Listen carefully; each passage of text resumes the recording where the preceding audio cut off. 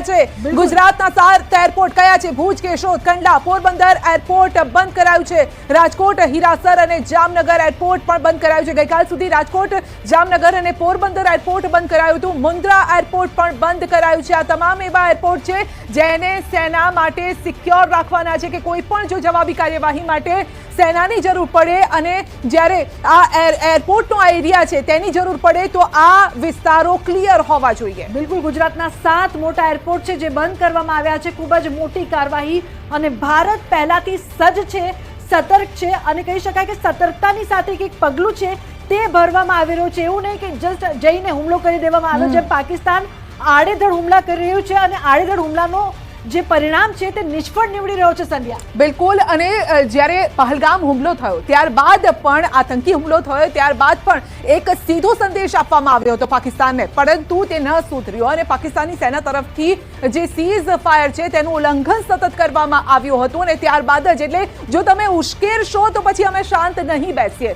જવાબ કંઈક આ રીતે મળશે અને કીધું ને પહેલા કે ગોળીનો જવાબ તમને રોકેટથી પણ મળશે અને ડ્રોનથી પણ મળશે, જે તમારા ઘરમાં ઘૂસીને તોડફોડ અને નેસ્તનાબૂદ કરીને પાછું આવી જશે ને તમને ખબર પણ નહીં પડે. અને એવું જ કંઈક અહીંયા થઈ રહ્યું છે અને હજુ પણ નથી સુધરતું. ઉરી વિસ્તાર છે, આ તમામ એવા બોર્ડર એરિયા છે, ભારત પાકિસ્તાનની બોર્ડર, ઇન્ટરનેશનલ બોર્ડર એરિયા છે કે જ્યાં હજુ પણ ગોળીબારી ચાલી રહી છે. અને સેનાના જવાનો, સલામ છે આ સેનાના જવાનોને કે જેઓ પોતાનું ઘર બાર અને પોતાના જીવની પરવા કર્યા વગર આપણા માટે, અમારા તમારા માટે, દેશવાસીઓ માટે તેઓ લડી રહ્યા છે.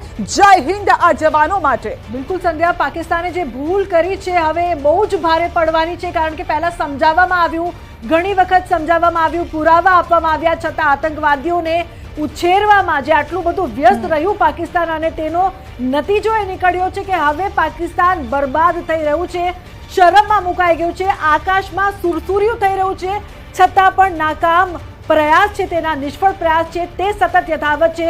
હજુ પણ ફાયરિંગ કરવામાં આવી રહ્યું છે. મોટા મોટા શહેરો, લાહોર હોય કે પછી કરાચી હોય, આ તમામ શહેરોમાં હુમલા થઈ રહ્યા છે. એર ડિફેન્સ છે ત્યાં હુમલા થઈ રહ્યા છે. એટલે કહી શકાય કે હવે તેનું પરિણામ શું થશે પાકિસ્તાનને ખબર નથી.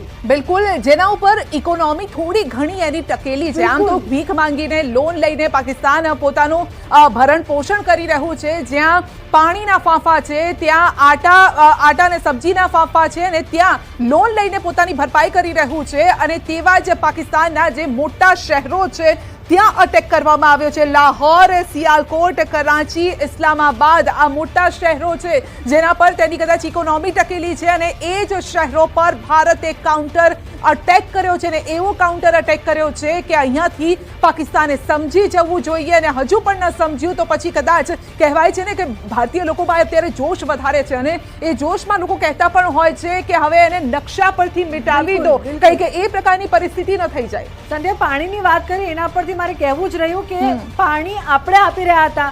પાડોશી દેશ સાથે સારા સંબંધ હોવા જોઈએ. કોઈ એક ગ્લાસ પણ પાણી આપે તો તેનો ઉપકાર માનવો જોઈએ.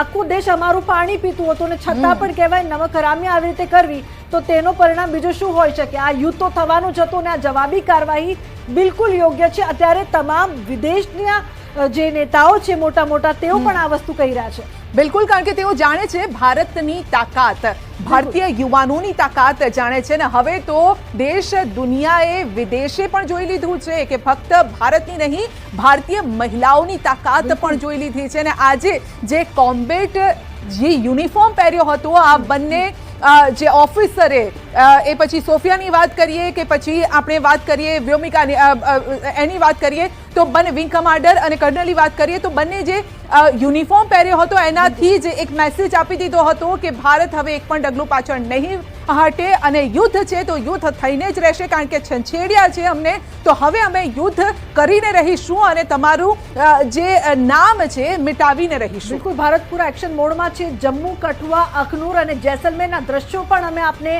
બતાવી રહ્યા છે. થોડા સમય પહેલાના જ આ દ્રશ્યો છે જે પ્રકારથી જે હિલચાલ આકાશમાં થઈ રહી છે, હવામાં જ પાકિસ્તાનનું સુરસુર્યું છે તે થઈ રહ્યું છે તેના દ્રશ્યો અત્યારે આપ જોઈ રહ્યા છો. પાકિસ્તાન દ્વારા જે હવાઈ હુમલાના પ્રયાસ કરવામાં આવી રહ્યા છે, ભારતીય સેના છે તે આકાશમાં જ પાકિસ્તાનના તમામ ટાર્ગેટને નિષ્ફળ કર્યો છે. આ તમામ એ વિસ્તાર કે જે સરહદી વિસ્તાર છે, પછી રાજસ્થાનનું જેસલમેર હોય, જમ્મુ હોય, કઠુઆ હોય કે અખનૂર હોય, આ તમામ વિસ્તારોને સૌથી વધારે ટાર્ગેટ કરવાનો પાકિસ્તાને પ્રયાસ કર્યો. પરંતુ ભારતીય સેના સંધ્યા એટલી સજ્જ, એટલી સતર્ક અને એટલી તાકાતવર છે કે ભારત સુધી તે બિલકુલ તેમના એક પણ હુમલાને આવવા નહીં દે, ભારતના નાગરિકોને અડવા પણ નહીં દે. એટલે આકાશમાં જ નેસ્તો નાબૂદ થઈ રહ્યા છે